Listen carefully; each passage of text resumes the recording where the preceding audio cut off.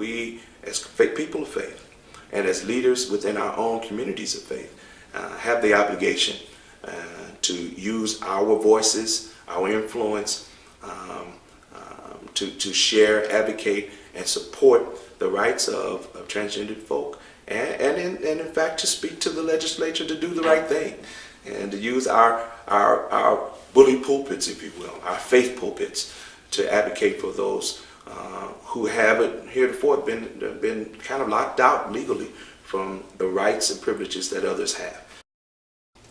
As a citizen of the great state of Connecticut, I'm proud to say that we are fair-minded Americans. And as citizens of this state, we've made some rather remarkable and incredible decisions to support same-gender loving marriage. We have made decisions that have been landmark, and let's continue the role. Let's continue our fair-mindedness and say, as it relates to transgender discrimination, that we say no to it, that we are believers in the right of every citizen to have access to health care, jobs, have their families recognized. The list goes on, and that is just the way we are to live in this state and in fact in this country. The transgender community has its place in the conversation around the queer communities affirming and having their rights affirmed legally, but also socially. There's a social contract that we have that we make with one another in the context of the public discourse. And I think transgender community folk have a right to be included in that, and we ought to affirm that right. I have had the privilege of serving in largely urban communities and have had the opportunity to be witness, and that's what I'll call it, a witness to the lives of transgender folk.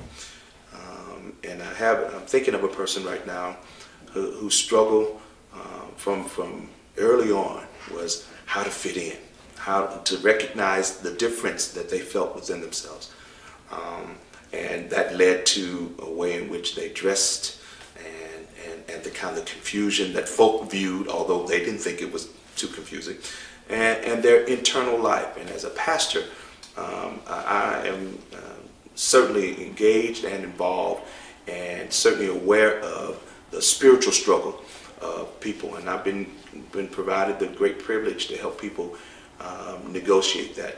And so I've had that opportunity. This one individual, female to male, and their journey in their life, and they blessed me. Their courage, their sense of God and call and purpose, their ultimate advocacy, them leading and organizing and leading the effort in the particular city that they lived in. I feel like I'm blessed and privileged to have just been a part of their world and been their pastor.